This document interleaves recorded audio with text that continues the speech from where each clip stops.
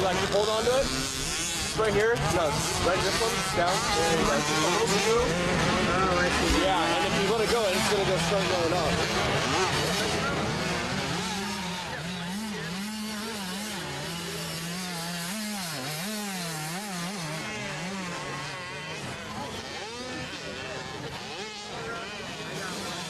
How do you get it focused?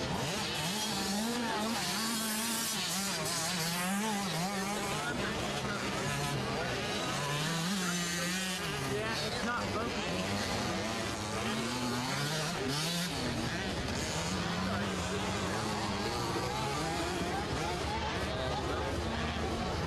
Try again.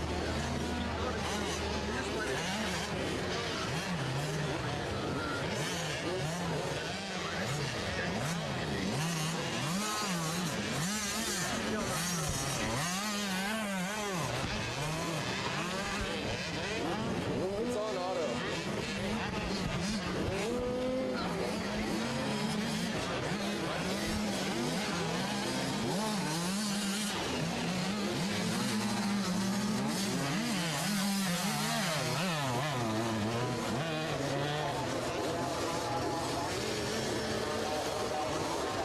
Oh, look at it just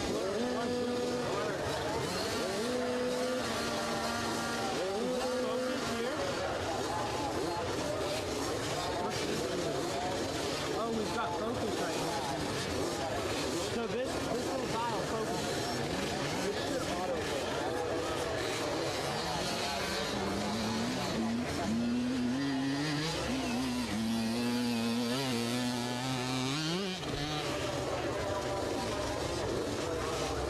He's coming in right now.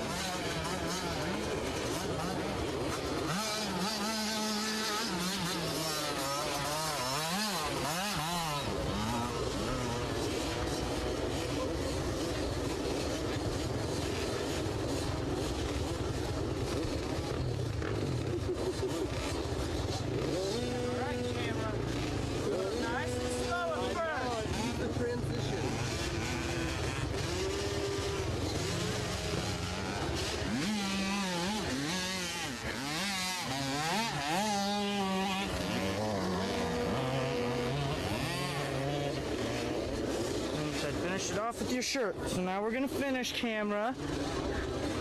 Here we go. How's it looking? Like black because my shirt's there? That was kind of a dumb question, wasn't it?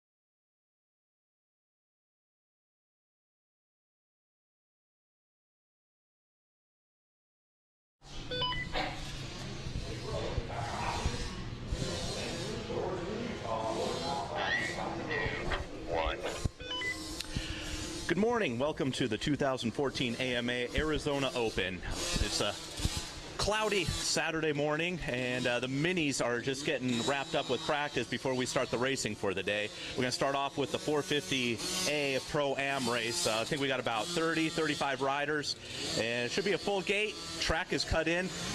Had a bunch of rain earlier in the week, and it messed up a little bit of practice late in the week, but the track is coming around nicely. Should be a good first moto. This live feed being brought to you by the folks at FMF.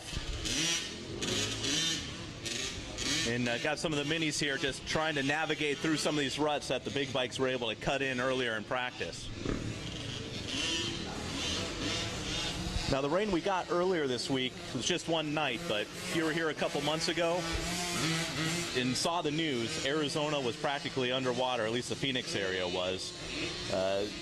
You notice the track is a little bit below grade, and what happened, there's a wash out in the desert, and that got overrun, and then water had nowhere to go except lowest part of the desert, and that happened to be Arizona Cycle Park.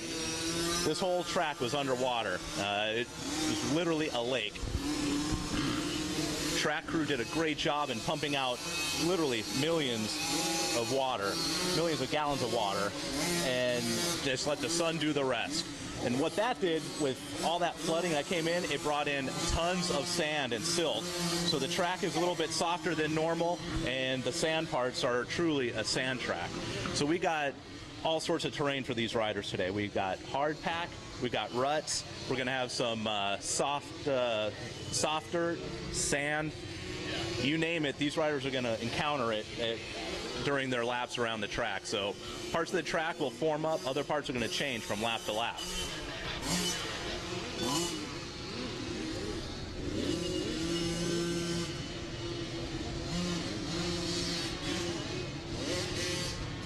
Now this mini class, even though we got a bunch of elevation changes, the minis are going to run a modified track, so they're going to get a little taste of the deep ruts, a few of the jumps and the whoops, but we're going to cut out the big soft sand, which these just little bikes just can't seem to power through.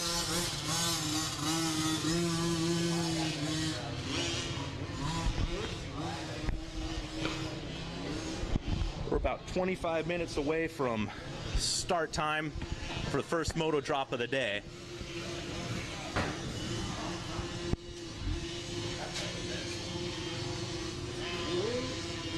And got the checkered flag out here for practice to wrap up, then we'll go through some opening ceremonies.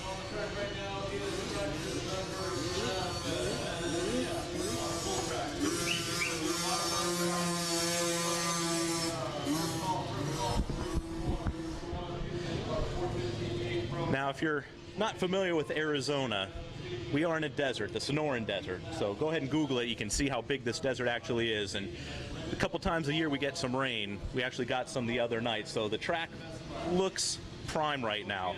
And as the sun comes out, this overcast starts to burn off. We're going to see the track dry out a bit, start to develop some hard pack, probably some square edges, and then up at the top near the sand wash, we're going to start seeing some of the dust come up a bit, some of the braking bumps and acceleration bumps, especially on those coming down the downhills and accelerating up the uphills. We got the 450A Pro-am folks starting the stage, get their gates prepped, and then we'll be underway. Be sure to check out, if you're in the pits, we've got a bunch of dirt for the kids to play in. Set up your own little BMX track or your own little moto track. Brought to you by the folks at Fly.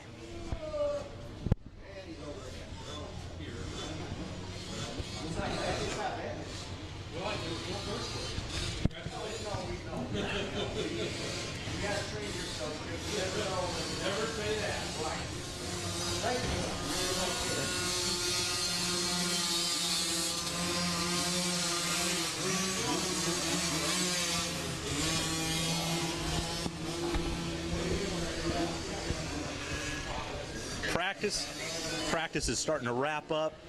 I'm sure the butterflies are starting to set in a little bit for this first moto. My guess is this first moto is going to be completely different than what the folks will see in the second moto. Once the track starts to dry out, get a few motos underway, and ruts and lines will start changing.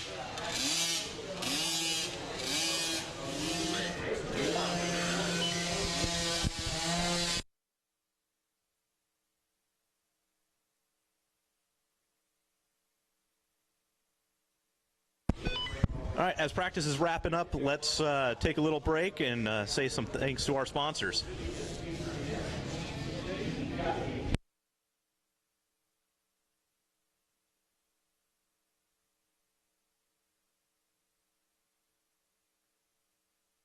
FMF came to life with a spark.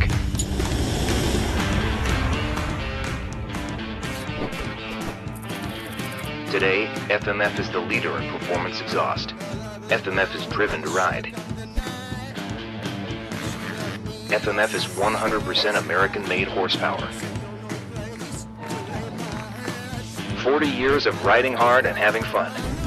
Time flies when you're going fast. Testing is the key to everything. That's why the greatest guys are the greatest guys. Through experience, I've learned that setting my sag properly is the key ingredient to my success. You know, to have the slacker and be able to make these changes so quickly in the morning before I ride is absolutely huge for me. Slacker kicks ass.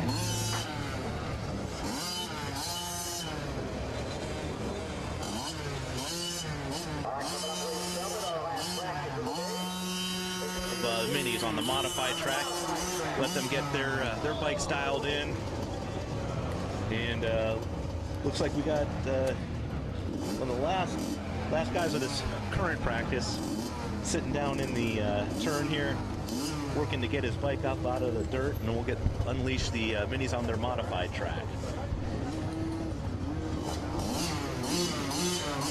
Now, yes, it is December, but I'm still wearing shorts and a t-shirt. It's a little overcast. It's nice to see a little bit of weather move into the area, and I'm sure it's helping these riders out. But once that sun comes out and they start riding, it's just going to be a ride for a summer day for most folks. Just looking over the rider list, and it looks like we got some folks as far north from Montana, as far east as Iowa. So I'm guessing if they were in Montana and Iowa these days, probably wouldn't be doing much riding, maybe prepping their snow sleds or something. But here in Arizona, this is racing season, so try and get some racing done these next few months and wait for the heat to come out. But that usually doesn't stop us here in Arizona. We just start a little earlier during the summer, get in some laps before the heat gets up into the triple digits. Of course, we say if you're hot, just go faster.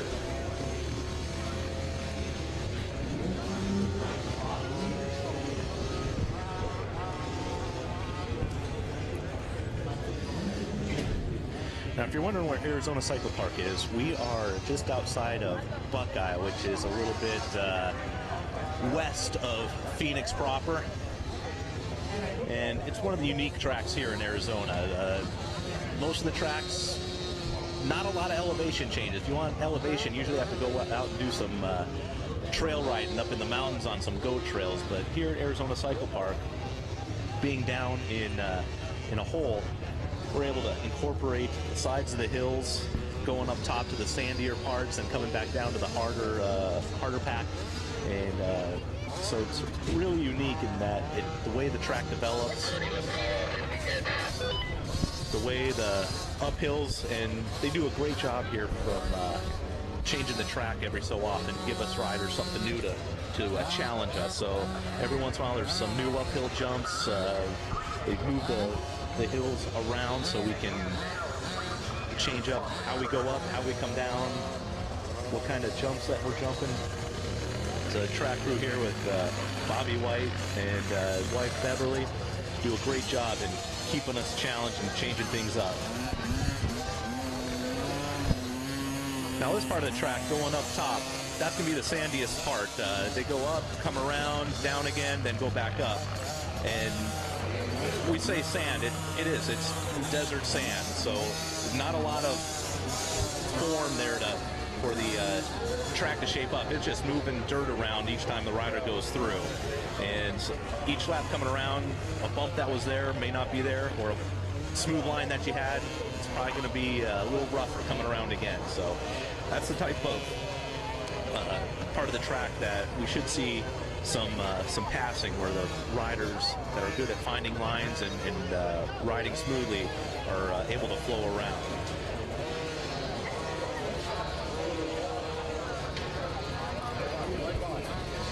It looks like we got a bit of a wayward rider here. He wants to ride with the big guys and hit the whole track.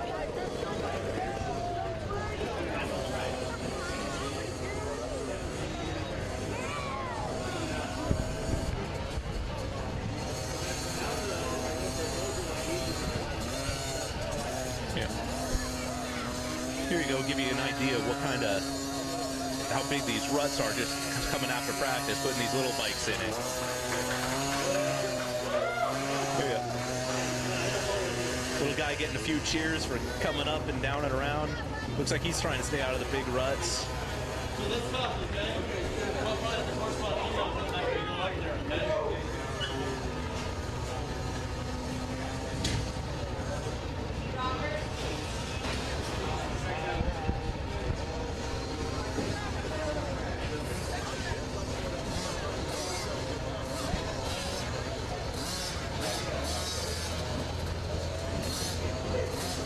You're watching this in the colder parts of the U.S. and see a lot of people in jackets and sweatshirts and thinking we're a bunch of wimps. Well, you're right.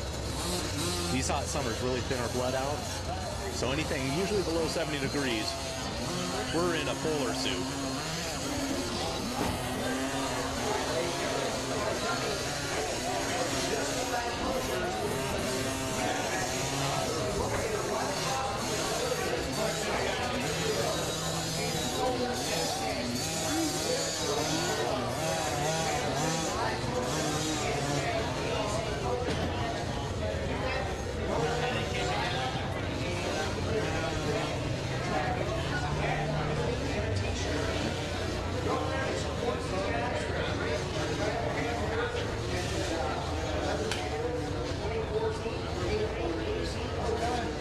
Now this section is coming right up off the start, and just kind of dub it the Arizona's Talladega turn. You notice you can ride up pretty high up onto that hillside.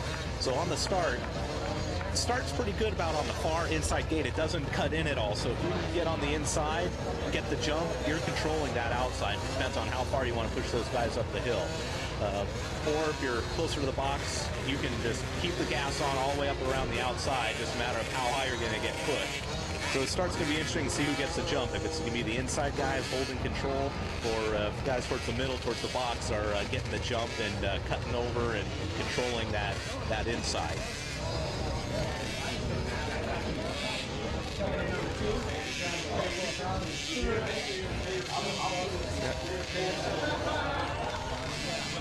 Here we're getting a good look of where we kind of cut these mini guys off the main track and onto their modified track to come up into the finish line area.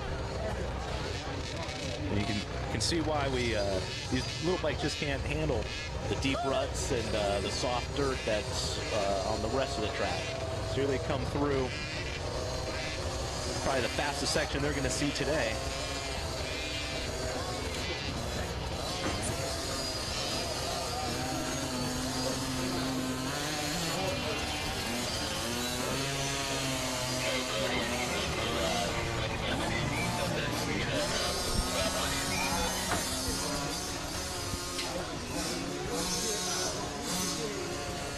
So again, we're here on the live feed brought to you by FMF at the 2014 AMA Arizona Open, AZ Open. Saturday morning, day 2. We had some racing going on yesterday, but today we're kicking things off with the 450As Pro-am, and they're going to be running 8 laps. About 35 guys signed up right now, so just about a full gate, and they're starting to stage now. See a few guys getting loaded in their gate, got it packed, get it prepped, and the start line hasn't been touched yet today. All the practices have start off of the start line, so first time the gate drops is going to be the first time these bikes are starting to till the dirt up the start straight. So right now, every gate will be perfect, just matter what position that you want to start out in.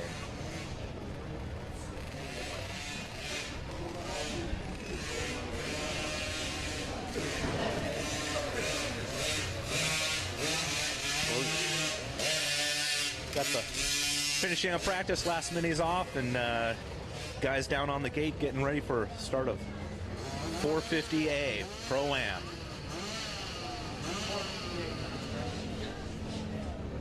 You can come back, come back.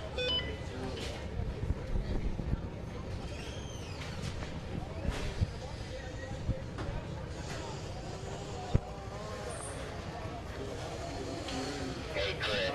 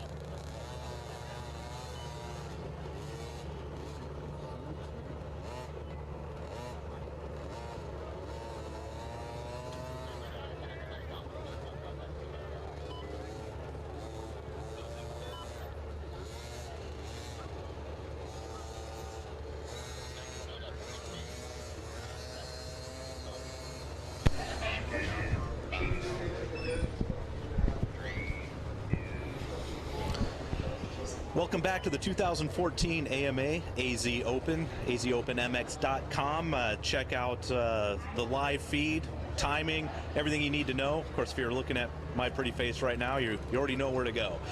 We're just getting ready here for 450A Pro-am, and got a lot of local guys here, but a lot from California as well. Minnesota, Utah. So we got Southwest covered with sprinkled from the few from the Midwest and the northern states, skipping the cold weather. So they're probably wearing their summer gear in this overcast weather, where us Arizona guys have probably got shirts underneath and the warm gloves on. A few guys to keep an eye on. We got Jamie Garner, who raced here last year as well, so he should be putting in a good showing. He's a little familiar with the track, the dirt, how it comes around. Also, number 559 of Dylan Merriam, as part of the Orange Brigade.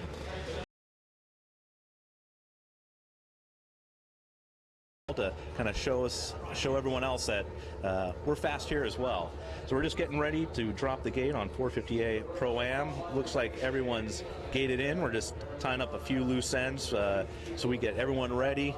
Also notice on the track that we got lights, just like Supercross.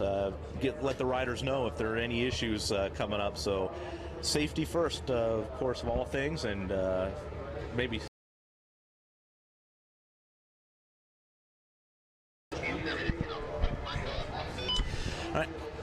course, what all these riders are shooting for is to win their cactus, the trophy, something that's unique to Arizona.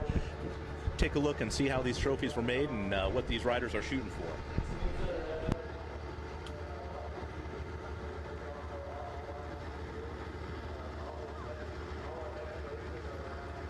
So when we first came about taking over the Amateur Open and renaming it the AZ Open, one of the biggest things that I wanted to do is really make an award that showed the Arizona spirit, bottled up what you would think of when you came to Arizona or even the Southwest. And I think a lot of people think about cactus and just this Southwest feel, and it was just really easy when it came down to it. Is we found these cactuses that are hand carved and all made out of pure wood and then buffed out, and then just from there we handmade each little plaque that went on there that said first, second, or third. And we just wanted something that would be really unique for the rider and just their families, because it's kind of past the age of where people get trophies, and just we wanted to really make something unique. We wanted you to remember it. You just knew that you were going home with something that you really worked hard for, and it just worked out really well with what we came out with, and I'm really happy with what we were all able to put together. I want you, we can bring it on the floor. Never danced like this before. We don't talk about it, dance on. Do the boogie all night long. Stoned in paradise. And that's what they're aiming for, the cactus. Each year it's something unique, and this year I think is a little bit special. It's actually something you could see putting up as a piece of furniture.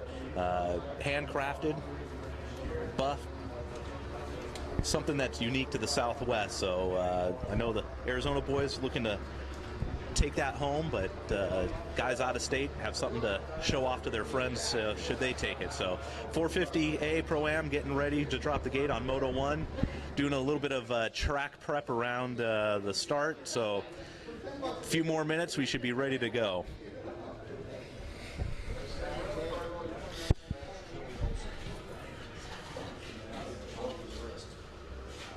Also, for you folks out there on Instagram and Twitter, if you got a rider out here, go ahead and tag AZOpenMX, hashtag AZOpenMX, and send out your support.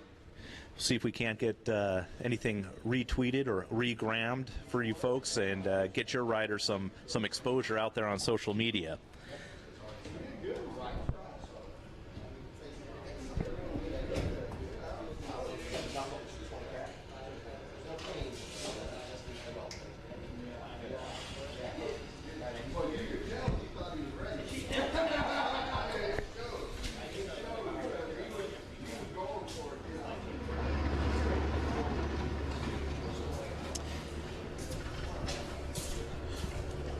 Looking through the start here, looks like got a couple 17-year-olds, a lot of 20-year-olds, and one guy to keep an eye on as well, Ed Fodish, 51, riding his Kawasaki. Local pro here. He went and tried to qualify for Glen Helen earlier this year. Didn't make the top 40, but he was out there trying to put in his fast lap. So let's see how the local Ed can fare against these young kids.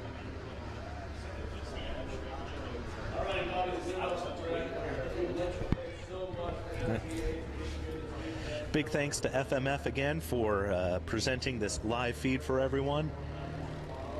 It's one thing to watch a scroll on live timing, but it's another thing bring it to you live, see what's actually happening. Sanctioned by the AMA. Riders getting their bikes fired up. Again, day 2, but it's going to be the first moto, 450A Pro-am.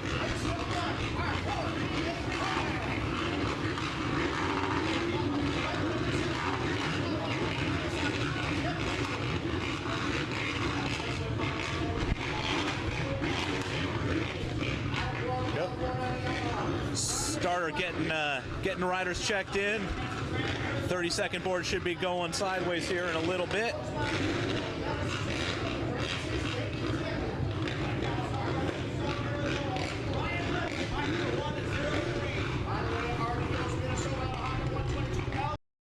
All revved up. Gate drop.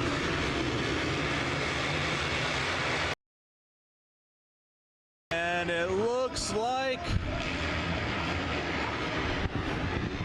KTM out front.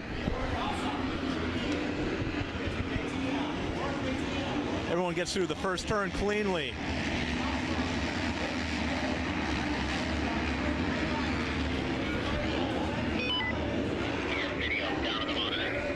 Yeah.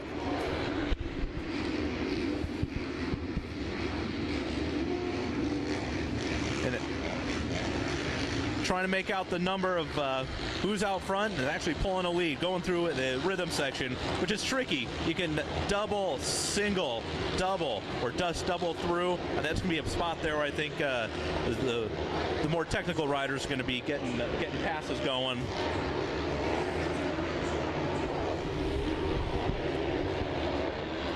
We go up the top of the sand section, coming back down, number 8. And a little bit of an off camber, and then we're right back up the hill again, up to top section. Got a few. And then they'll be coming back down into the basically the front rhythm section here, where most of the spectators get a good look as the riders as they come by.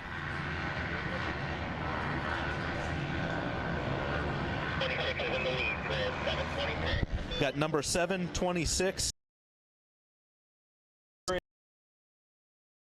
California.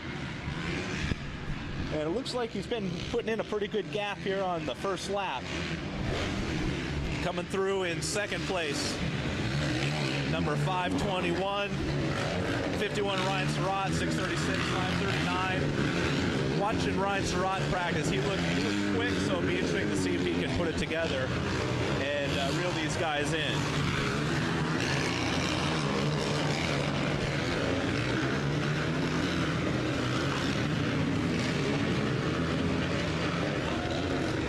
Got Jared still out front, coming through the start straight. And basically the first big jump coming around on the lap is an uphill triple. You land it clean, you can hit the inside. You go short a little long, you're bouncing and you're going wide. So if you're battling with someone, you want to make sure you hit that downside clean. This is the rhythm section I was talking about earlier. See how Jared goes through it. He'll go through triple, triple, double out. That's going to be the hot line, I think, for these guys. Then up into the sand section, which is probably going to look a little different than first time he came around, with about 35 other guys behind him that had a chance to go through there.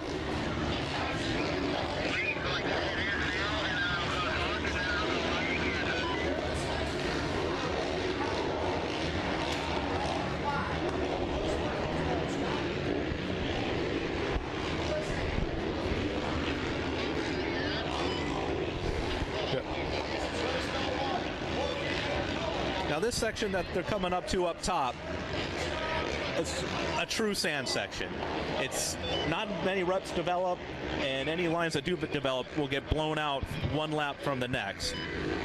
So you'll see the guys who are used to riding sand get through there clean.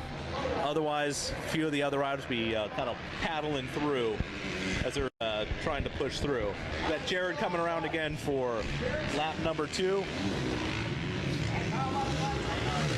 Looks like number 521, James Gardner, still in second, but looks to be closing up the gap a little bit. Ryan Surratt in third, number 559 in fourth, and that is Dylan Merriam. Yep.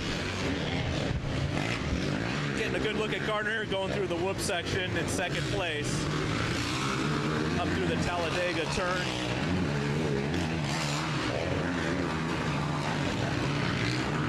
Said it looks like he's either closing up the gap or Jared might be just settling into his pace a little bit.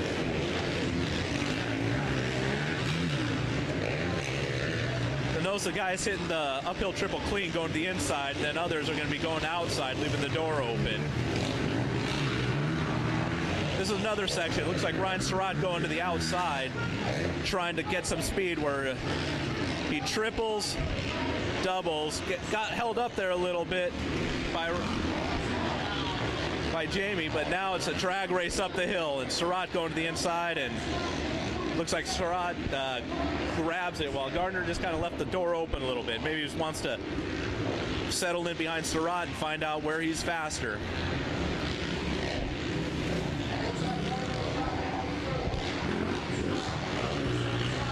Tear off there by Surratt. He's got some clean track in front of him. Now he's going to try and get the leader, Jared Steinke, on his KTM.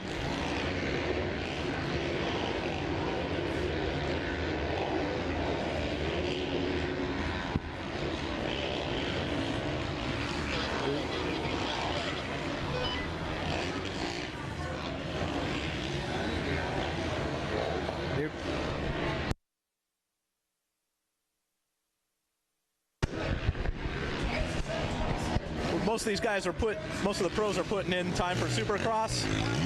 7:26 of Jared. He's put in some time on the Supercross track, but he's out here racing a little bit of outdoors. He's looking to get that AMA #1 plate to close out the year and get 2015 momentum started off right. Looking at his lead, he seems to be managing it.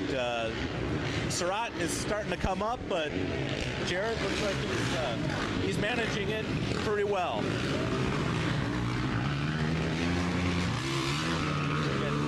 Clean landing, jump to the inside. Back on the gas.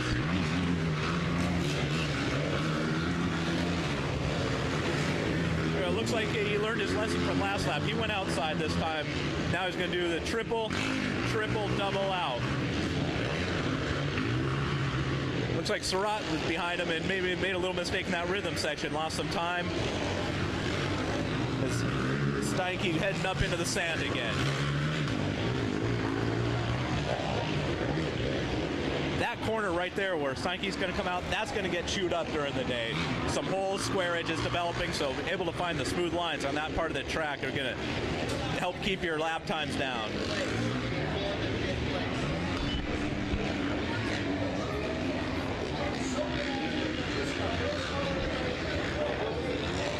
Right.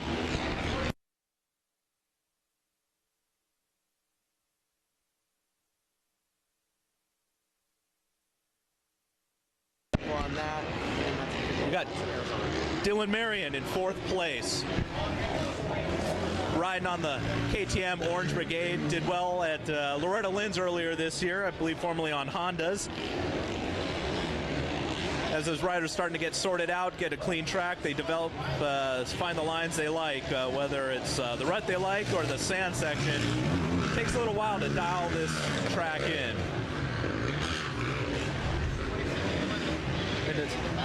Yep. As we get back up to the leaders here, Surratt has reeled in Steinke. It looks like we're going to have... Oh, now we got a little bit of tip over here by local Zach Petruska, just coming up to the finish line, lost a couple spots.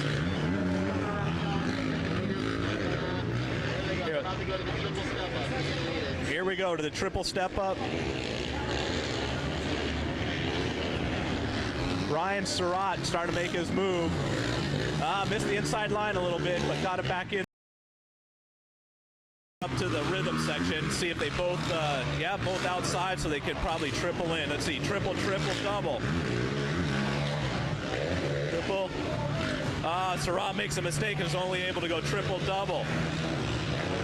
Steinke's able to pull out his lead a little bit, but he knows Surratt's back there, so he's going to have to start putting in his laps.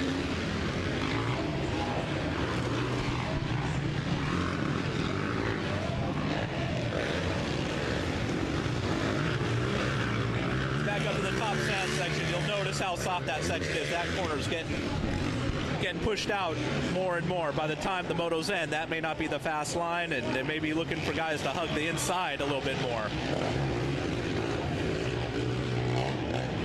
Now back up at the top section again, looking to clear a couple jumps and then back down the downhill, which I'm sure is starting to get whooped out, cupped out, coming down to the bottom. Here's Steinke coming up over. Surratt is closed up on, able to pull a gap on him and just manage the rest of the lap.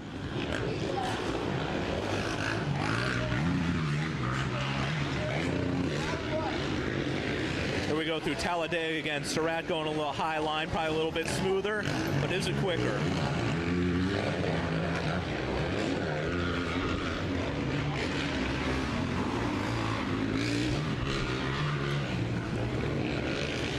This is kind of the section where you just kind of funnel in. A little bit of a mistake there by Steinke. Surratt able to get right up on him. Big scrub. Gonna beat him to the outside line. Oh, and Steinke cuts in underneath him. And just pound through this rhythm section, see who can get through first. Feet off the pegs for Surratt. Back up to the sand section.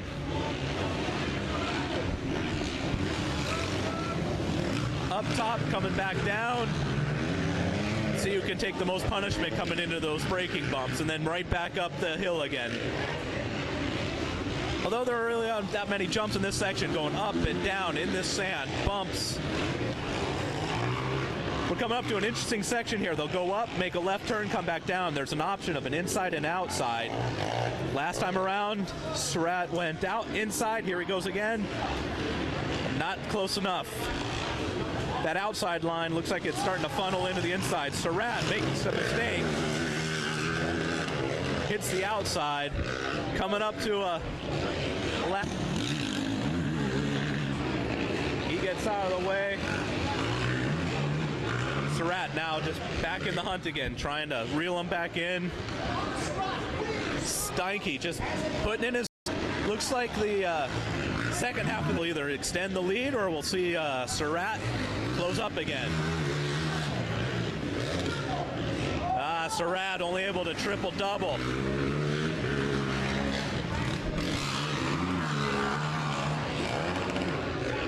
Now we're getting into the lap traffic.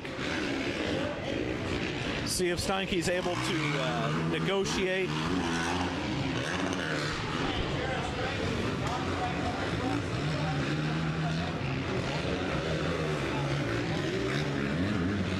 Back down this hill. Interesting thing about that hill, it's fun to jump as far down as you can, but after 5-6 laps, you start to take a pounding.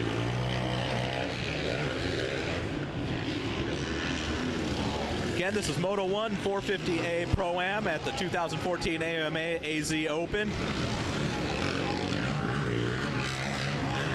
Waiting for Steinke to come back down the hill.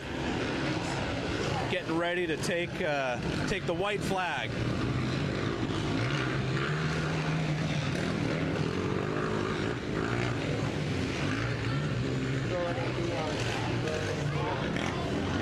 Last lap. Surratt has his goggles off now. Must have ran out of tear-offs. Yeah. Oh. Yeah, he's done. He tossed the goggles. He'll try and get past these lappers as quick as he can without the goggles, but it looks like he's going to settle for second place. While Steinke on his last lap, he led wire to wire.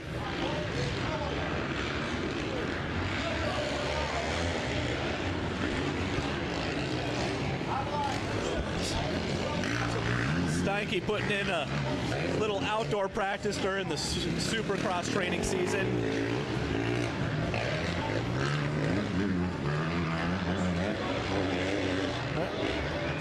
Coming into the rhythm section that pretty much decided the race. Put him a little bit further behind.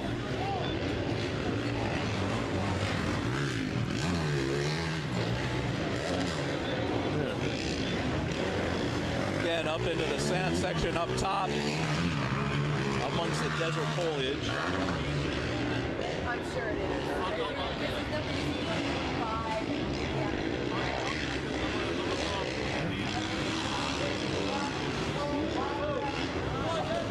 Last time down number 8 for Jared Steinke, Woodland, California, riding a KTM for the Orange Brigade.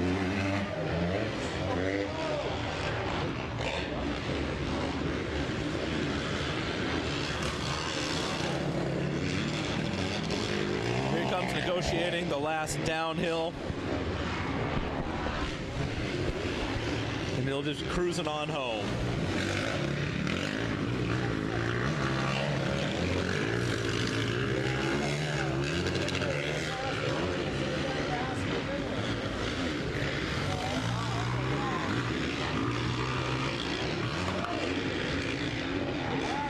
go. The checkers are out for number 726, Jared Steinke on his KTM, winning Moto 1 of the 2014 AMA AZ Open 450A Pro-am.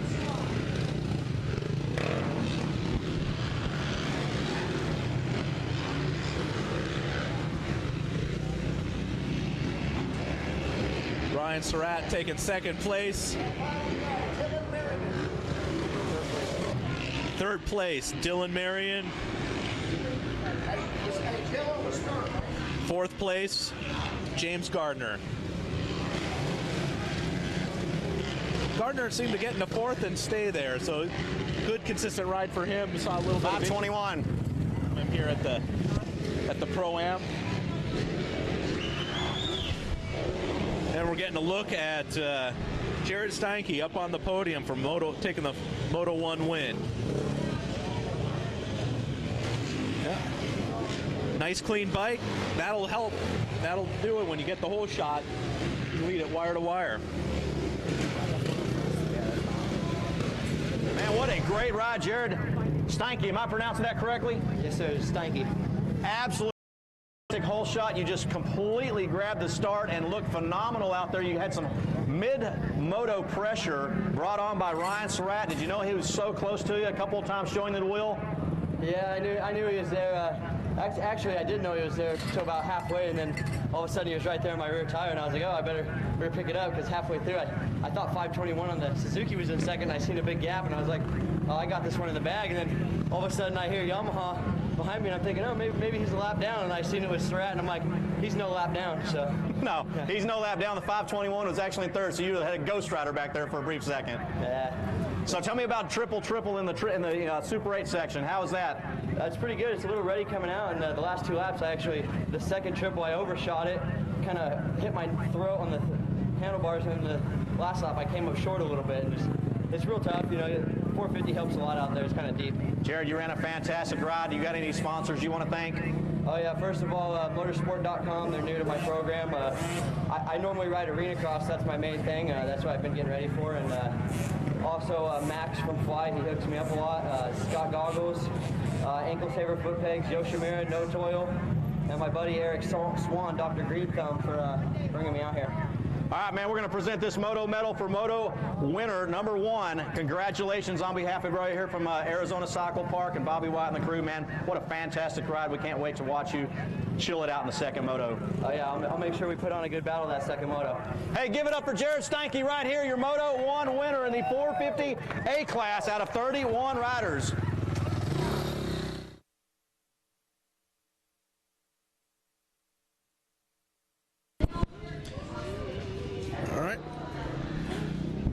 Getting a look at the track here as Ryan Surratt moves up to the podium for his second place Moto 1 finish. And right now on the track we got the women's 12 years old plus class.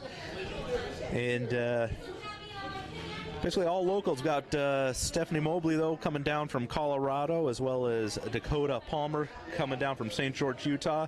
But we got locals Lauren Thompson from Mesa, Riley Horney from Kristen Killebrew, also from Surprise.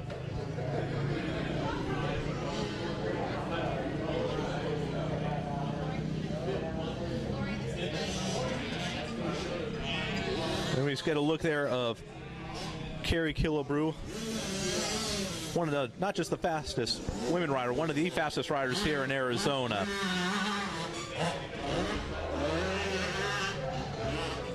And coming up here in second place, the number 198 of Dakota Palmer.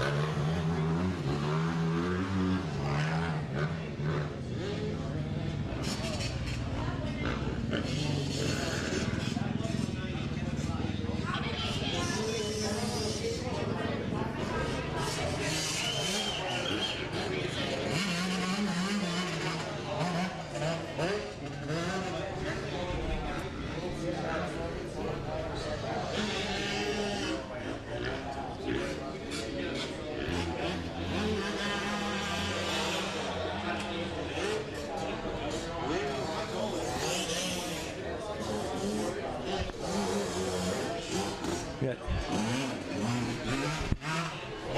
Looks like for women's class we still have Carrie out front, Dakota in second. Oh, Carrie having a little bit of a issue there heading into the rhythm section, but got it sorted out.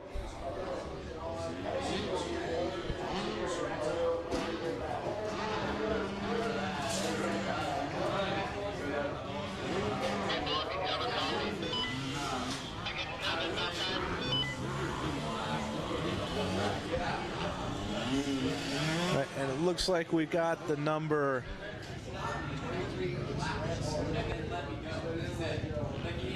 Let's see. I think it was Stephanie Mobley on her Yamaha down in the turn.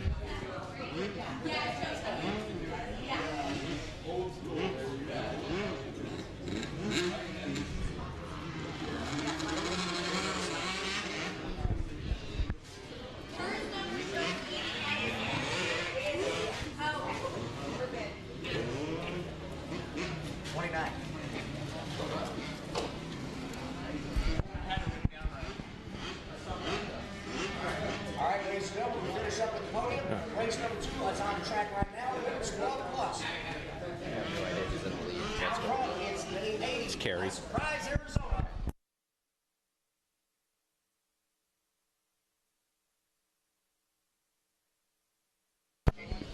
Here we got a look at Carrie.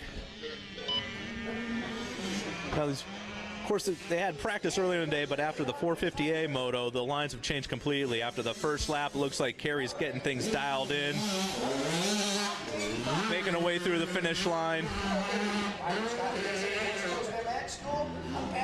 She's ringing out her KX. Number 198, Dakota Palmer, on her Kawasaki, on her 250, making her way around in second place.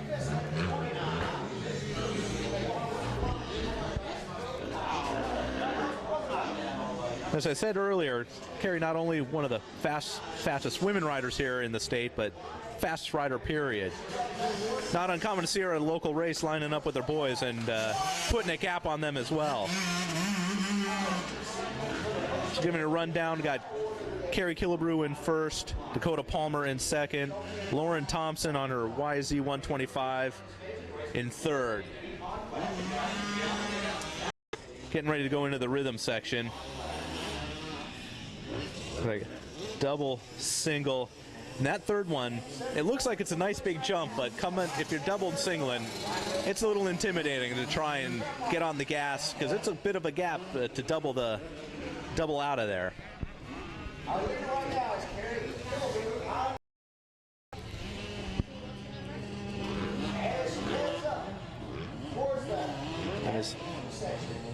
Well, it looks like she missed a shift heading up the uphill over on the northwest side of the track, number 7, and coming back down again on number 8.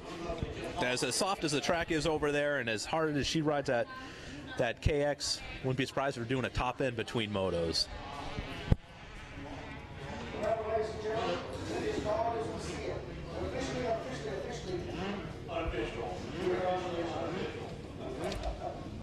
Don't listen to us, please, all day. Get some real fun. What's the dirt? We are flooded with dirt out here at Arizona Soccer Park for the 2014 Arizona Open. Waiting for Carrie to come back down the hill.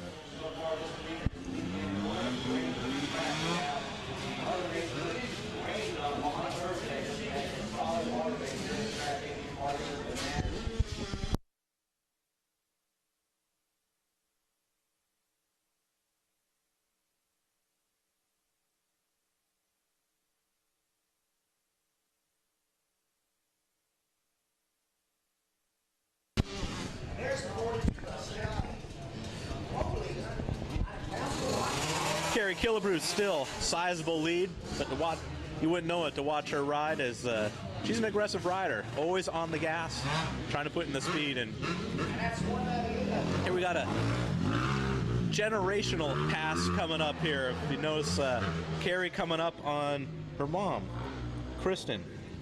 riding the KTM, putting her mom a lap down.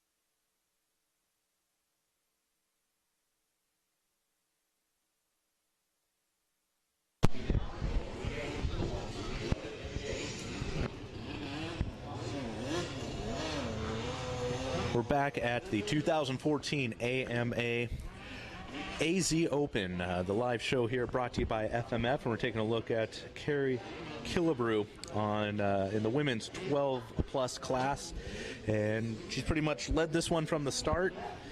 Watching her ride, looks like there's someone hot on her heels, but that's just the way she rides. No matter if someone's behind her or if she's got a 40-second lead. You got the white flag coming out for her to put in the last lap. Carrie Killebrew, first place.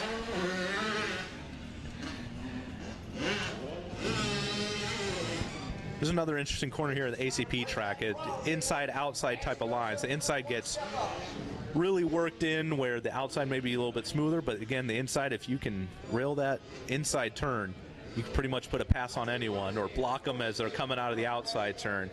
Carrie getting her KX80 through the whoop section and then back on the gas, up and around. And notice this overcast starting to burn off. See a little bit of the shade. Got number 198, Dakota Palmer, coming through in second place.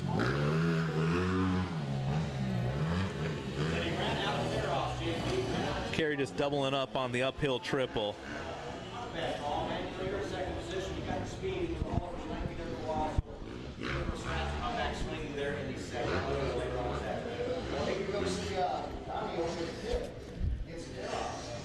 Typically that corner is a little sandy, but I think with all the rain we got and the dirt that's been mixed in, the corner's going to rut up, so that make that rhythm section get tougher and tougher entering in each day. And you'll notice that as aggressive a rider Carrie is, she's still struggling through that rhythm section, having to single out.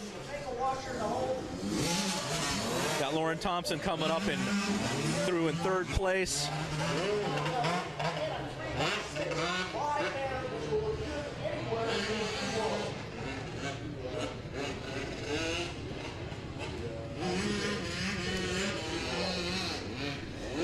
Last time down, number 8 for Carrie Killebrew. Maintaining her lead that she amassed pretty much from the first lap and just started putting the gap in at that time.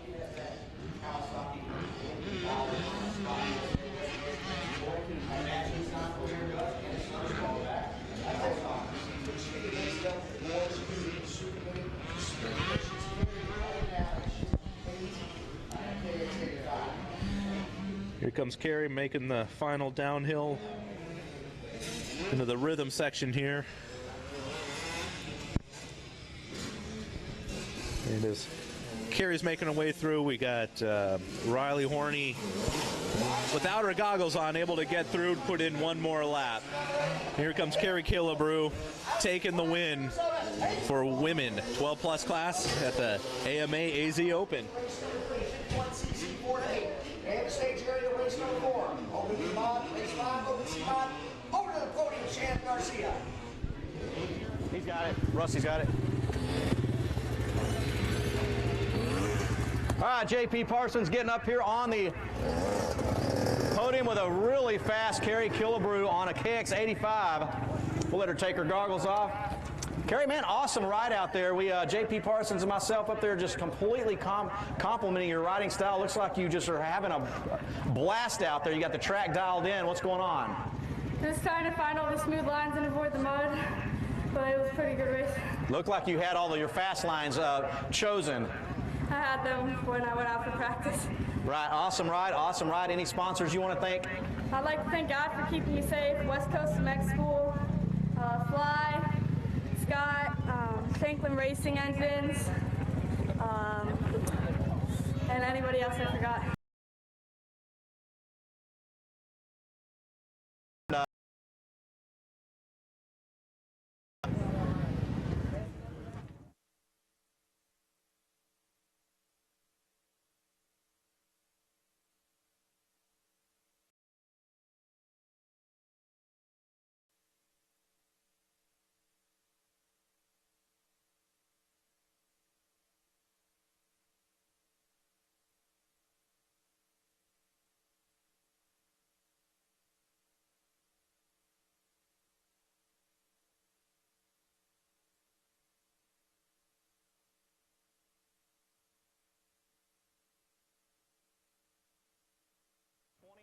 On the YZ125. Lauren Thompson, why don't you step on up here?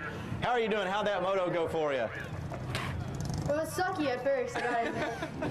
But you're smiling now. Yeah, I crashed first lap, right in the ruts, crossed right in, and I don't know, I just found the determination to try to get myself back up and just try to win. Well, check this out. The reason why we called you up here, congratulations on that, getting mentally over the sucky part in the first lap crash. But the reason why we called you up here is we can do the Shan Garcia JP Parsons Tower of Power giveaway. And because you were the third place rider on the opening lap coming through our announcer section in the finish line section, we're going to give you a complimentary backpack from the fine folks here at Western Power Sports and Fly Racing. Thank you so much. I really appreciate it. All right, thanks for participating, and good job. We'll see you back hopefully in the second moto. Thank you.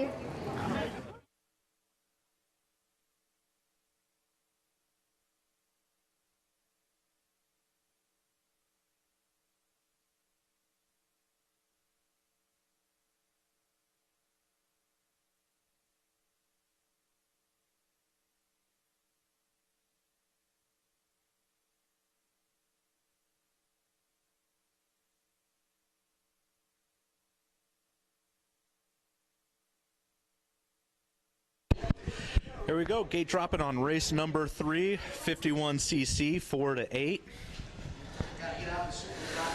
And after a couple motos, especially after that 450 race, these ruts develop. It'll be interesting to see these little bikes navigate their way through.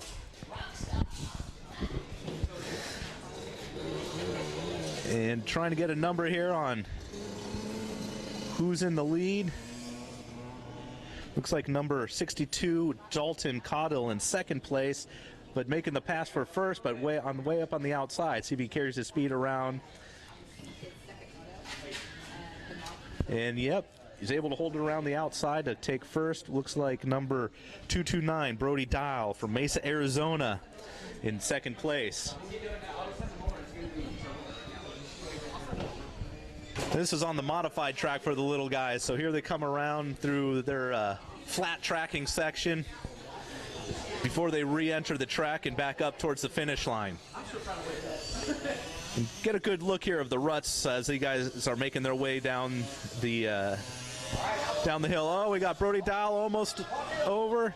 Oh, he just dumps it as he's almost makes it to the top of the hill on number 62, Dalton Caudill. Trying to get dialed in here. Starts to put in the gap.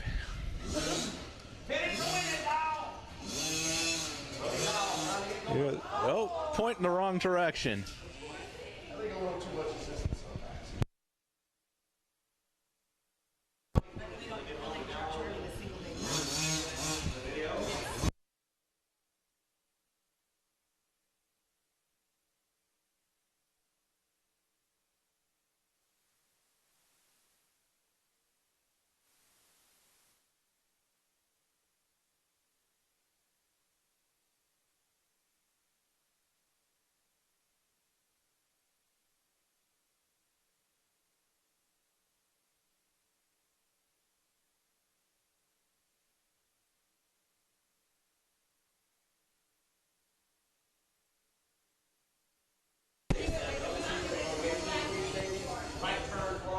Here, number 62, Dalton Cottle, still in the lead, coming through to finish his first lap. We got number 511, Gavin Gamble.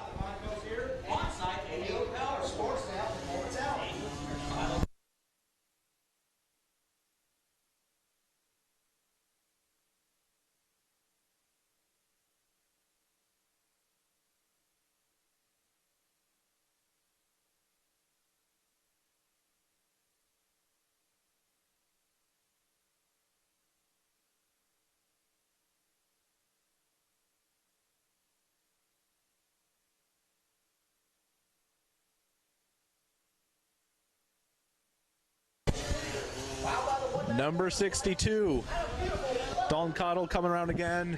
And this hill is proven to be, coming up to the finish line, to be proven difficult for these little guys. Number 191, Ryder Richard from Lake Havasu City, Arizona.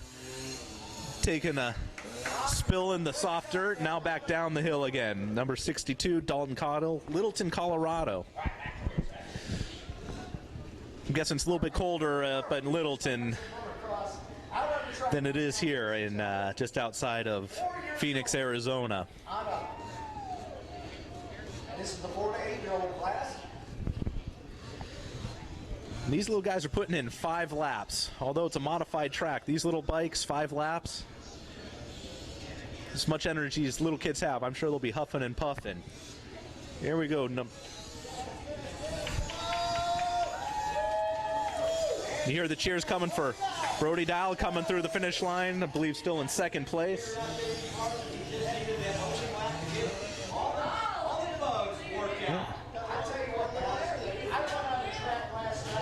Dalton making his way up the uphill triple again, almost getting the full double there. These little bikes hard to get the power to the ground. On this track whatsoever. And he's hit everyone that rode yesterday, today, my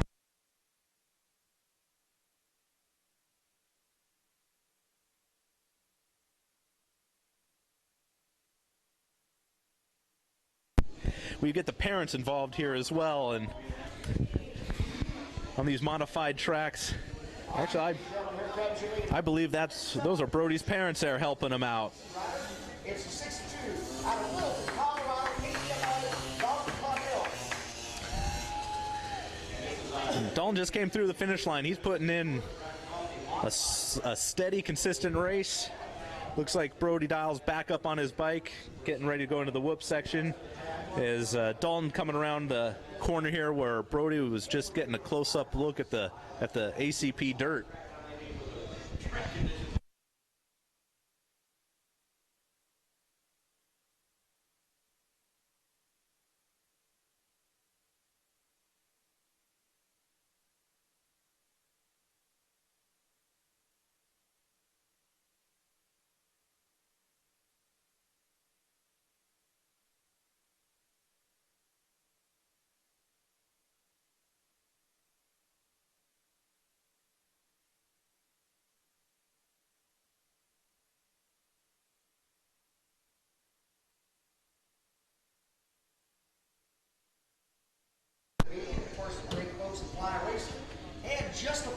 Here we go. Dalton making his way up the uphill triple. You can just see how much these little bikes sink into that, into those ruts. They're across from the pavilion down from Palm Valley. And here's the 511 right with AEO Power Sports. And they're also down with Palm Valley. Also, man, Justin Buckley is walking around here, going around throughout the facility.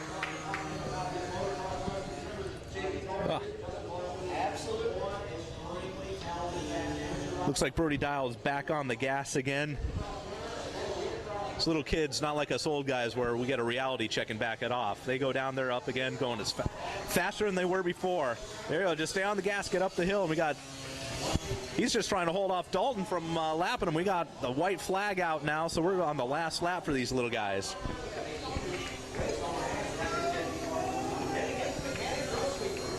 Number 199, Ryder Richard, just winding that thing out coming up. But we got, Brody Dial tipped over again and letting Dalton get past him. Although Brody's going to stay in second place, he's going to be a lap down. And the ruts are just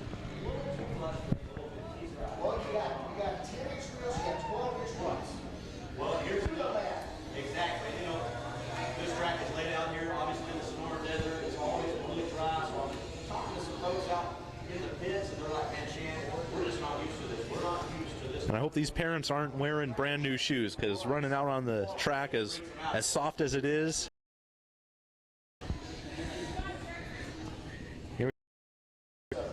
Airing it out as he doubles up. Across where we see Jason, he's on the south side of the compound, on the other side of the pits.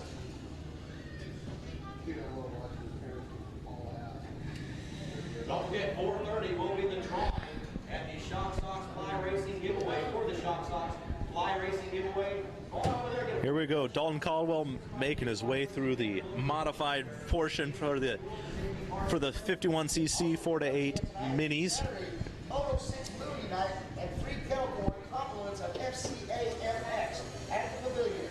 tons of stuff happening here. I wouldn't say slow, but it was certainly a steady race for Dalton Caldwell as he's grabbing the checkers for Moto 1.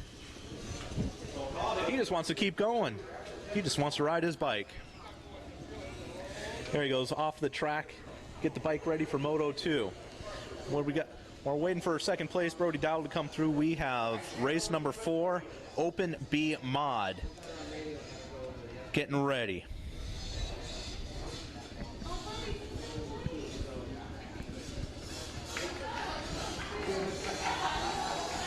Brody Dial, Fast Tees, Valley Pro Plumbing, Answer Racing, Matrix Concepts, How's Apache it going Motorcycle. there? Dalton Caudill, number 62.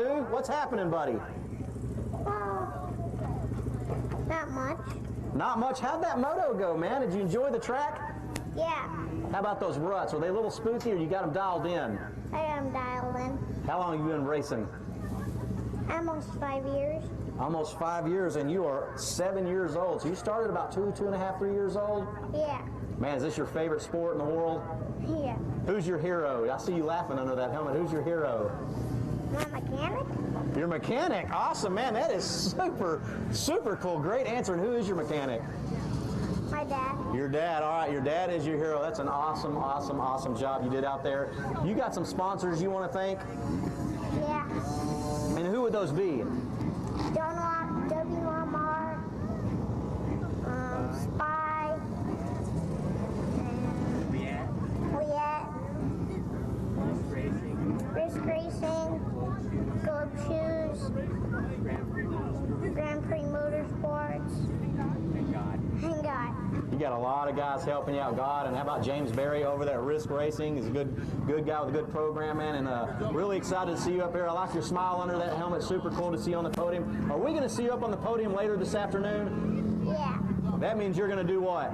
Win. Awesome answer. There you go. Check it out. There goes Dalton Caudill, ladies and gentlemen, your 51cc 4-8 first moto winner out of Littleton, Colorado. Woo!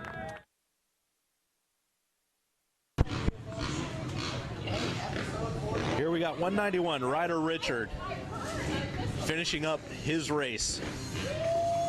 51cc 4-8. Now we're looking forward to the Open B mods. One to watch here, Sean Cantrell, riding for the Troy Lee Designs, Red Bull, Lucas Oil, KTM. 30-second board is up. Gonna get it sideways here and get them revved up.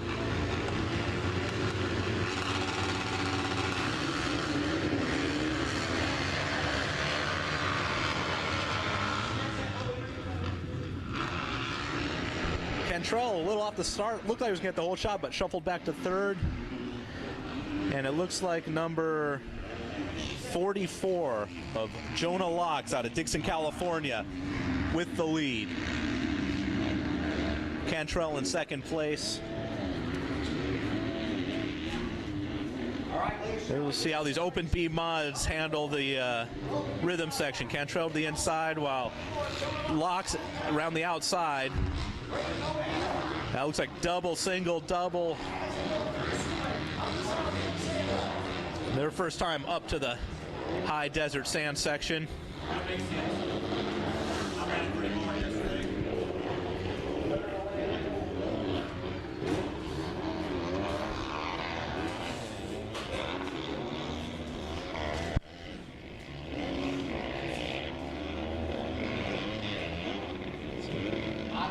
This is the first look they're getting at the trap. We don't have any parade laps going on today, so first lap should be interesting as they find their lines and see if the second lap, if anything changes, where Locks finds some faster lines to pull a lead, or Cantrell is able to reel them in.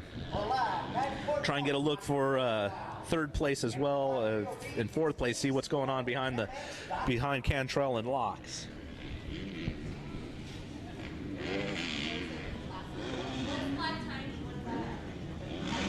All right. Coming to the option section, inside, outside, and looks like Locks is hitting a little hip jump on the gas on the downside. Cantrell seems to be closing the gap, but we got number 17, Braden O'Neill in third. Number 215, Price Sandoval, a local Arizona rider here, in fourth. 325, or 525 to Daniel Mills. It looks like Cantrell is starting to close up the lead. Kind of using the first lap as a sight lap, keep Locks in check, and now he's going to try and reel him in, while Locks, maybe he found some fast lines on that first lap to start putting a gap.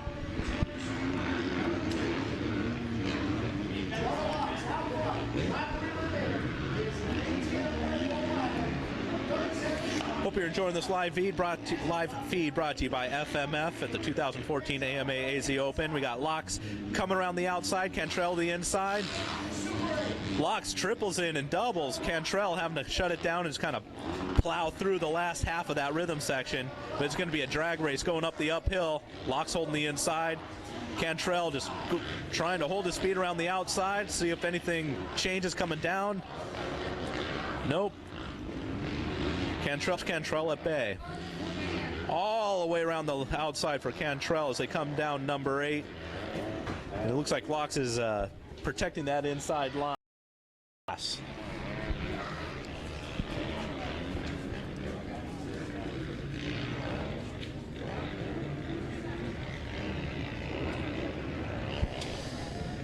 Coming back down to the front rhythm section for all the spectators to see. Looks like Locks has found some smooth lines up at the southwest portion of the track as he put in a little bit of a gap on Cantrell. It looks like Locks has that little hip trip dial, but Cantrell just on the gas from the outside, cutting back to the inside.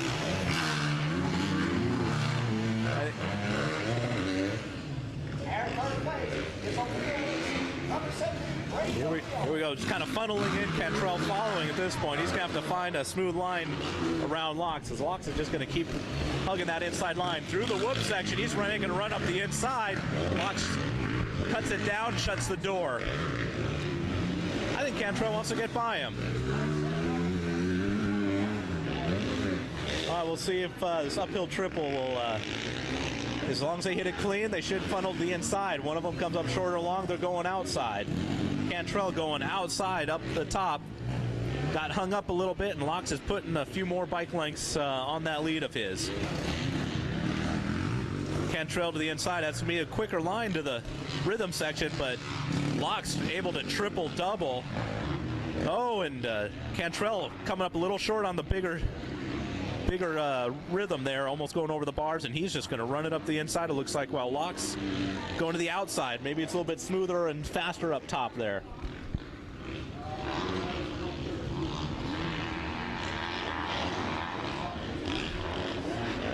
Looks like Cantrell's able to reel him in a little bit. Locks finds a fast line or smoother line and able to put in a bit of a gap. Last time around, they were this close, but Locks was able to put in a bit of a gap. Cantrell just going outside, inside, back to the outside again, trying to get around Locks. See if Jonah's able to put in the gap again.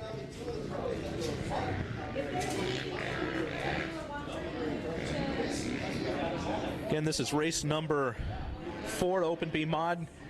And Cantrell on the inside, or Cantrell on the outside. Locks on the inside. Now we're coming up to this section where Cantrell's been going outside, but cutting back to the inside. Locks is just styling over that hip jump. Oh, Cantrell gonna beat him? No, Locks shuts the door on him as they head back down the hill.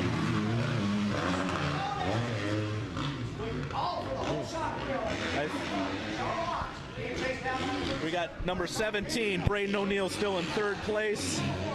But Locks and Cantrell have been opening up that lead on third on O'Neill, lap after lap.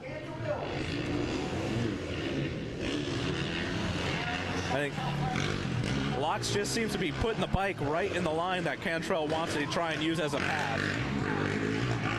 Put in quick laps, but being defensive as well. Cantrell is just trying to find an open spot on this track. Maybe a little easier coming up after the rhythm section once it opens up with the sand and you can kind of go where you want. Cantrell seems to like this inside line while Locke's going around the outside. Will triple in and then double. Cantrell puts on the lead going double, double, double. It's the first time I think we've seen anyone do that type of line today. Now with the clear track in front of him, let's see if he's able to open a gap or if Locks is able to reel him back in.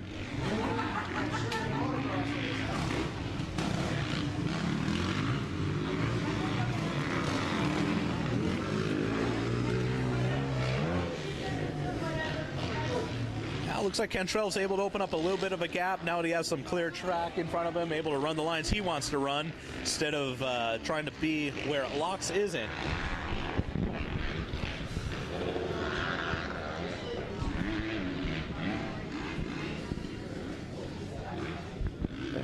And we got someone down at the end of the rhythm section.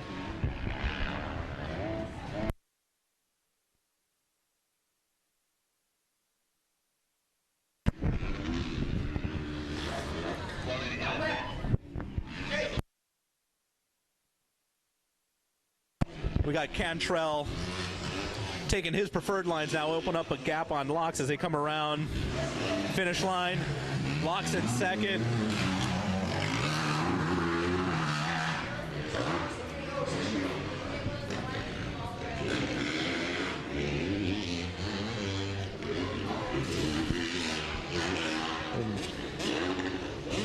We got number 17, Braden O'Neill, coming through the finish line in third place.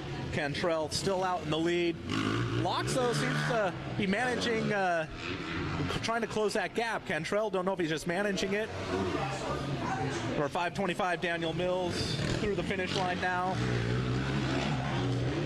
And whoever was down at the rhythm section, looks like they're up and going again. I think Cantrell now, he's got his lines dialed.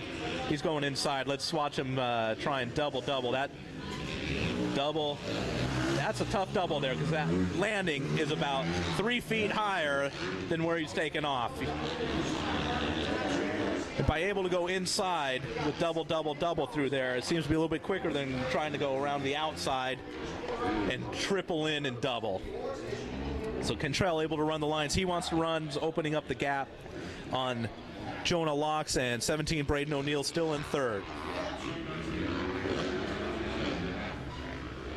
You got to be hard on the brakes coming down this hill because although from the camera angle it looks like it's banked, it's a little bit of an off camber as well as soft. There's, like you said earlier, there was a lot of rain that came through a couple months ago that brought a lot of sand and silt through down into the track area here, and then once water was pumped out and evaporated, it left a lot of soft sand. So there's not much there to hold your tires, especially if it's a little bit of off camber. So it's a little bit of a tippy toe. We got Cantrell coming through. Looks like he's putting Price Sandoval down a lap down. Price might have been the one that was down that rhythm section. Yeah, it looks like he's got that inside line dialed in as he's coming around taking the white flag for his final lap and possible first moto win.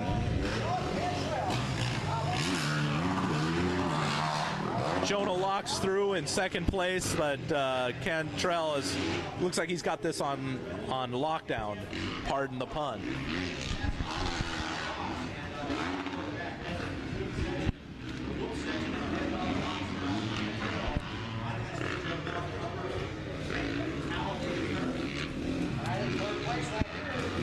Third place, 17, Braden O'Neill. Kind of a quiet third. He's been in third pretty much by himself pretty much from the first lap on.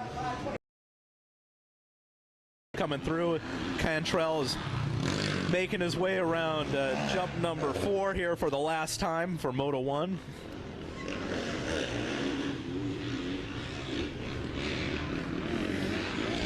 he's just tiptoeing through that rhythm. Double, single, double. But I think he's going to have that rhythm dialed in for second moto, knowing that he can go inside. A lot quicker to go inside double, double, double through. But again, that second double is going to be tricky, and making sure you hit the downside.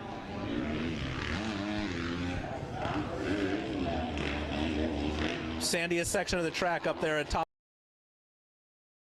That anything up top there is going to be sandier and Southwick, because there's really not a base down there. It's just a nothing but pure desert sand, and each time the riders go around, they're cutting new lines.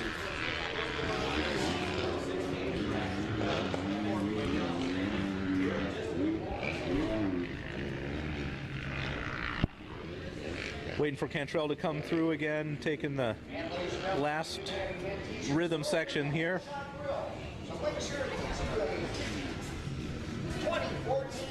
It looks like number 981, Taylor Burr. Cantrell's coming through. Get the checkered flag. Sean Cantrell out of Marietta. Troy Lee Designs, Red Bull, Lucas Oil, KTM. Jonah Locke's taking second place. Number 113, Austin Valerie, taking the checkers. All right. JP Parsons, certainly appreciate it. Sean Cantrell, welcome back to the podium. Saw you several times yesterday. Today's a little bit different track conditions, huh? Yeah, actually not really. It's still a little bit moist, but not too bad. I don't know. Can't wait for the next 2 motos today. Tell me about that pass you put on Jonah Locks. It was good. He was out front for a while. I was trying to just see where I could get around him, and he was making it hard on me. So I just tried to make the pass as soon as I could, but it was getting a little frustrating at times, but I just tried to stand there and ride and not get frustrated. Got the bike all dialed in? Yeah, definitely. WP suspension, definitely getting the suspension dialed in, and just got this mod bike, so we're trying to get used to it. My arms are feeling it a little bit, so just can't wait for the next 2 motos today. All right, we'll let you get back. Any sponsors you want to thank, bud? Troy Lee Designs, Lucas Oil, Red Bull, KTM, Adidas, Oakley, Brenthal Bars, Alpine Stars, Team Dunlop. Thanks everybody, thank you so much. All right, Sean, congratulations. We're looking forward to seeing you back this afternoon at some point. Thank you, yeah. Sean Cantrell, number 37, your Open B Mod class winner. Give it up for him, folks. JP Parsons. All right, we're back with the Open C Mod, just getting in and underway. Oh, we got someone down there who was in third place, went down. It was going to be shuffled all the way to the back. But in the lead, it looks like we got number 41 of Andrew Junkin out of Lincoln, California on his Honda. Again, Open C Mod, race number 5 at the 2014 AMA AZ Open. Slide feed brought to you by FMF as they're heading up into the sand section here. Going up, then down, then up, then down. It's going to wear out these riders, especially as that track is changing lap after lap. And I can see some of those bikes starting to G out from the holes being developed. Number 41, Andrew Junkin, still in the lead. Trying to get a number here on who's in second.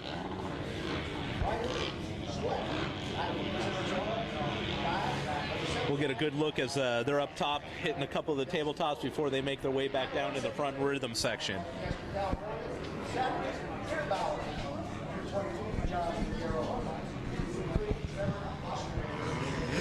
There we go, Andrew Junkin coming through in first place. Second place is, say, Andrew going inside outside, but the number 173 of Zach from Lancaster on his Honda is starting to close in the gap. And I apologize to Zach. I'm not sure how to hear about it. Apologize if I'm butchering that last name.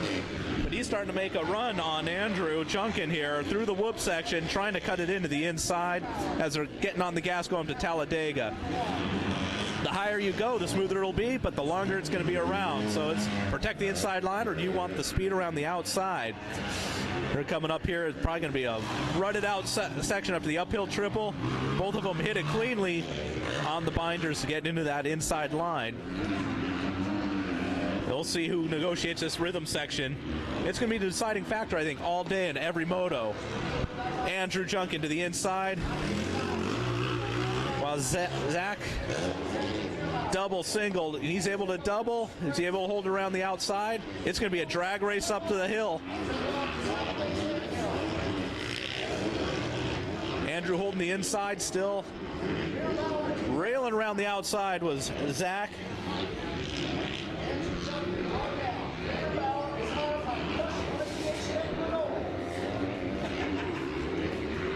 A little bit of a yo-yo here.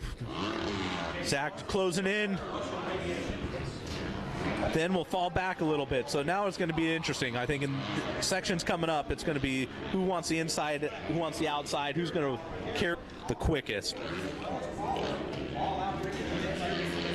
Well, we've been seeing on the coming up to the finish line, some guys going outside, cutting to the inside. But last time, Andrew took an interesting line. He went inside over a little hip jump and then round to the outside, so he set himself up to the inside for the finish line.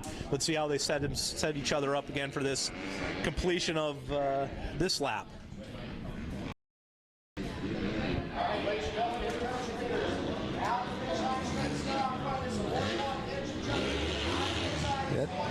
Junkin going around the outside. Oh, Zach just almost high sides, clips a rear wheel of Andrew. Loses a little bit of time, but he's back on the gas. Number 55, Braden Schlecht out of Phoenix in third. The number 222 of John Ruggiero out of Rancho Palos Verdes, California on his Honda. Got the leaders negotiating the whoop section here, again in a Talladega. Looks like Junkin is holding the inside while Zach is taking a little bit of smoother line around the outside.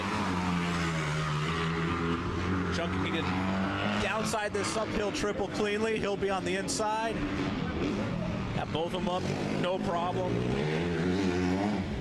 That's another downhill off-camber part of the track. So if you got a rut to hold yourself in there, it's good. But if you're outside the main line, it's going to slow you down. We got Junkin going outside to go double, single, double. While Zach going inside, doing the same rhythm. He's able to close up a little bit. But Junkin on the gas a little earlier and up in the sand section here, just in front of Zach.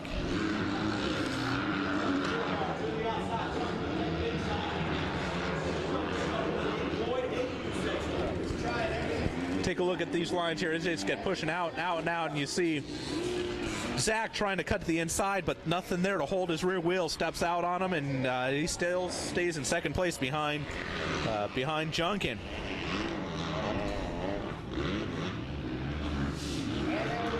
These are the battle of the California kids. Junkin out of Lincoln, California. Zach out of Lancaster. The high desert up there. So he may be used to a little bit to these kind of sandy sections, hard pack sections, but if I know Lancaster like I do, not a lot of ruts develop up there. So that, he may be getting a schooling here in the Arizona dirt.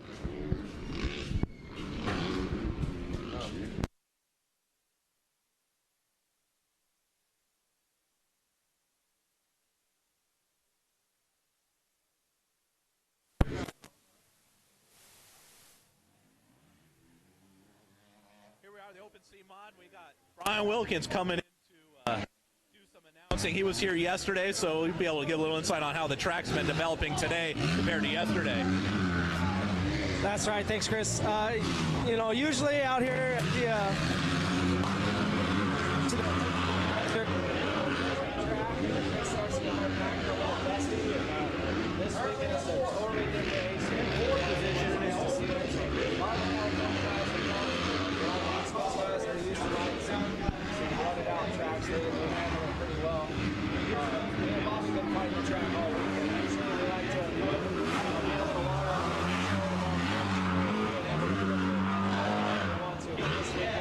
There's just so muddy out there. We can't even get the tractor out there. We got the tractor stuck on the track last night. That was awesome.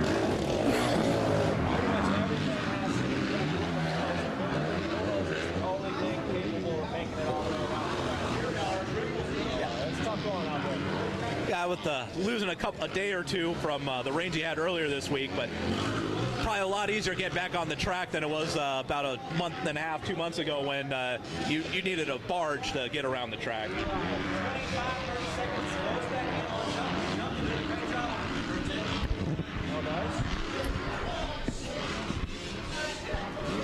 That's awesome.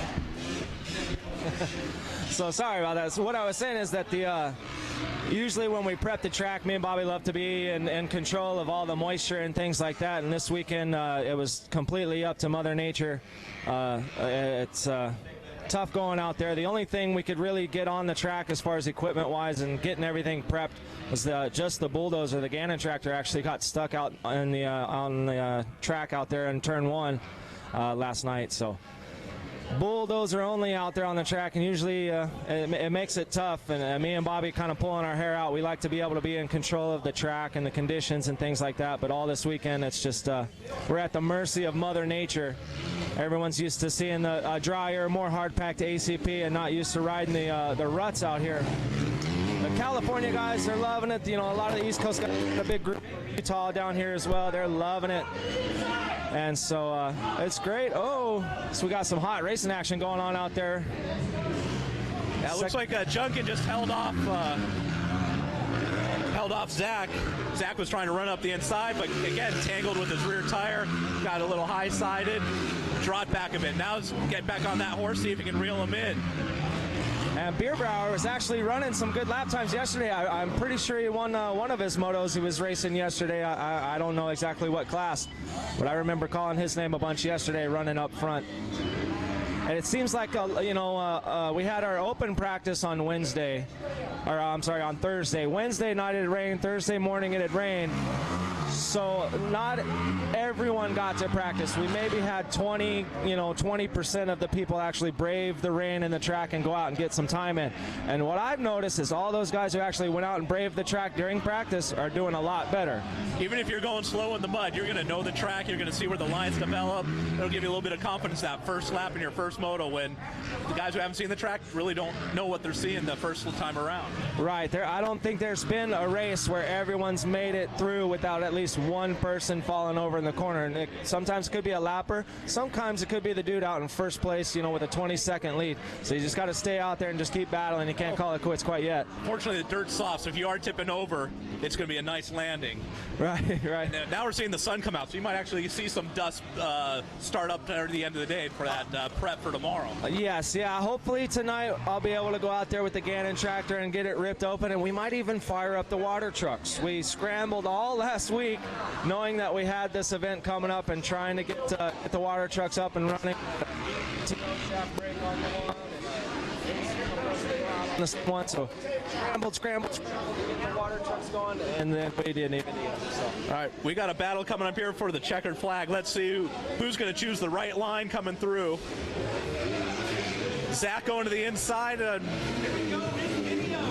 Oh, that is too close to call. We're going to have to go to the live timing on that one. It looked like the finish there. Junkin had it, but Zach just made a last effort to get through there. It looks like number 44, Richard Taylor, coming through. 55, okay. Braden Schleck. I think he was in third place. So the 41, it looks like.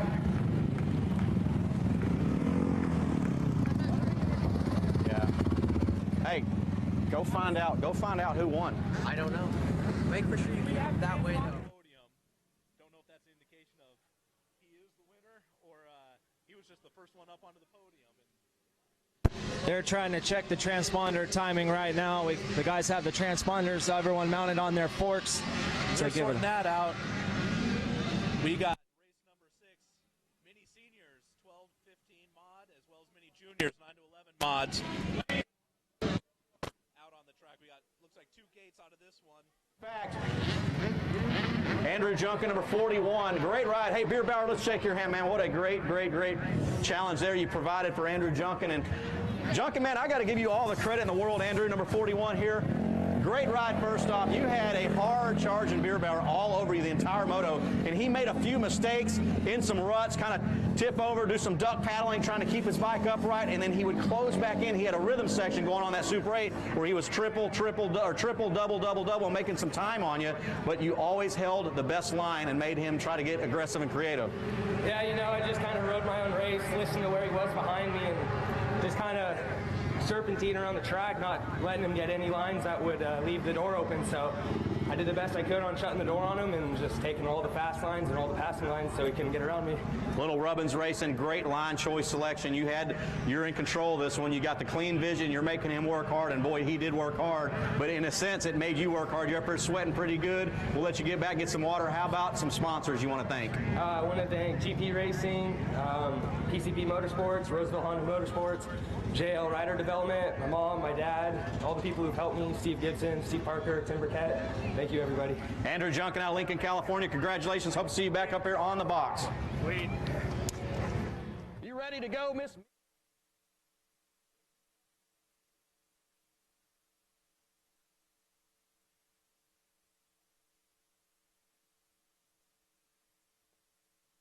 All right, we are back with race number 6. And it looks like number 53, Wyatt Lionsmith on the Mini Senior 1215 mod coming through. He's out of Boise, Idaho. This is probably a nice warm summer day for him. Riding through some soft ruts. That's right up his alley. Those guys, we got a lot of guys here from out of town, from Utah, and like you said, Idaho. So I bet those guys are just happy to get out of the snow and get to come into some sunshine, race their dirt bikes. I was talking to some of the guys from RMX Racing out there. We even have Max Miller out of Springfield, Oregon. I'm sure they get a little bit of rain up in Oregon, and when he saw the rain coming on Thursday, he was probably saying, let it pour. But the sun's coming out now. The track's going to dry out for these guys.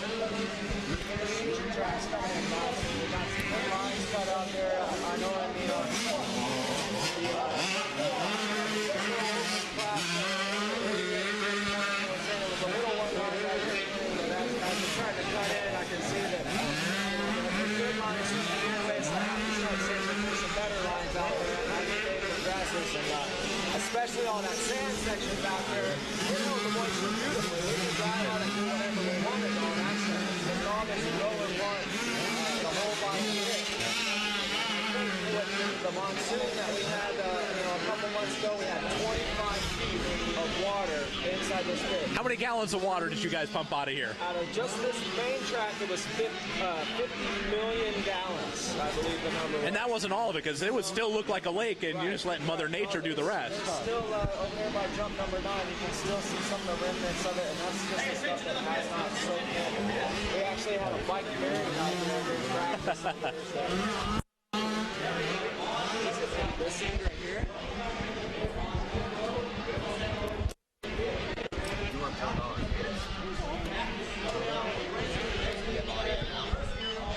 So we got the mini 53 Wyatt Lionsmith still in the lead. We were watching Lionsmith yesterday. I don't know what happened. He was leading his moto yesterday, and then as they came around for the final lap, he was not leading. And maybe something like that. He just pushed the front end a little bit and almost went down. It looks like the number 164. We're not used to having it quite so wet, and I mean it's not that wet. The track is beautiful as far as motocross is concerned.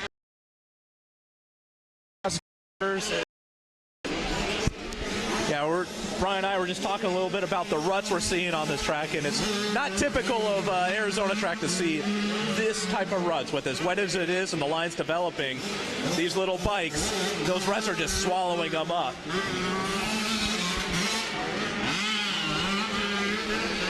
Lionsmith coming down number 8 again into that soft. You can see his bike jumping around as the braking bumps are developing, and there's really nothing down at the bottom to hold you in there. You gotta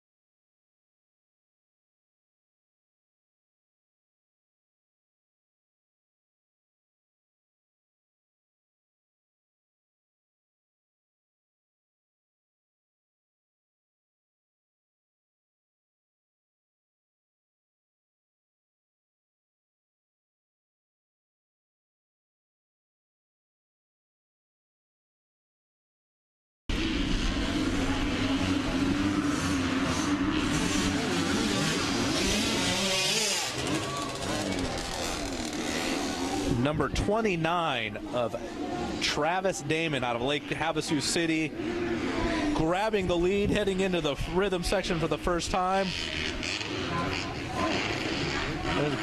Looks like battle for second. Not sure who that was on the Yamahas. Now it's just a race up the hill. See who grabs the inside, who's going to rail around the outside.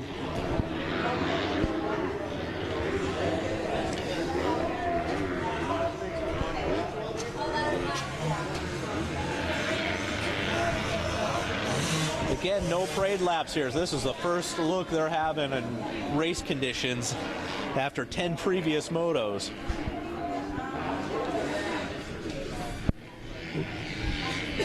Looks like Travis is holding them off, but we got 3 more riders who'd love to pass them. We'll see what happens up at the top section as they make their way back down to the front rhythm.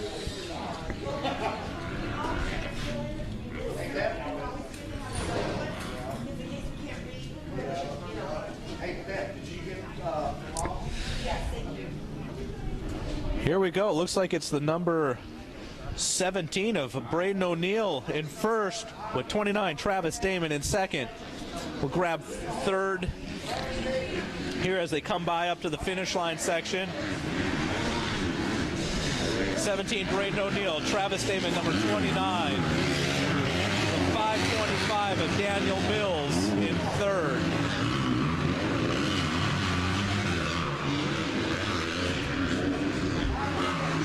Braden O'Neill out of Chatsworth, California. Must have put the move coming back down the hill up top to grab the lead.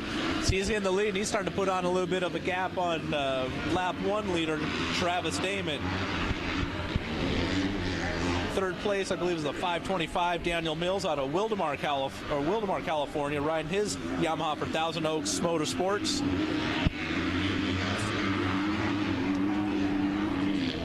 Braden O'Neill going high on that uphill triple, but keeping it smooth. Taking the inside line of the rhythm section. We'll see what these 250s are capable of. Going double, single, double. That seems to be the quick line.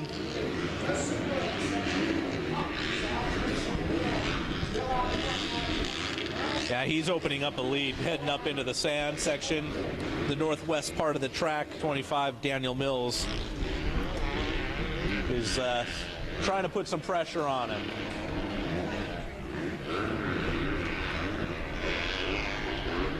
Those bikes are jumping around, dancing around, coming down those hills, hitting the brakes. It's smoother going outside, but it's a matter of keeping up that momentum to get back going up the hill again.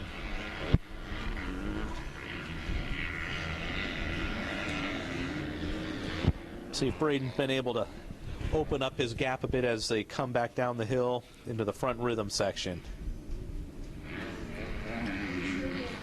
That bottom turn there, making that right into the front rhythm, it's going to get harder as the day goes on, as that line gets pushed out, and out. And as it gets pushed out, the riders have to actually cut back in to negotiate that double. So it may open up the inside for some. So we got Braden O'Neill still in the lead. Number 29, Travis Damon in second, but the 525, Daniel Mills, trying to close up that gap. 4.4, Garrett Mallon, I believe, is in fourth place.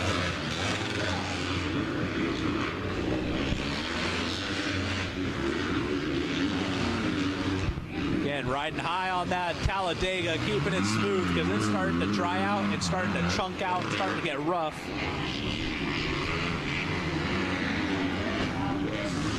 Actually, we'll start to see some shadows here.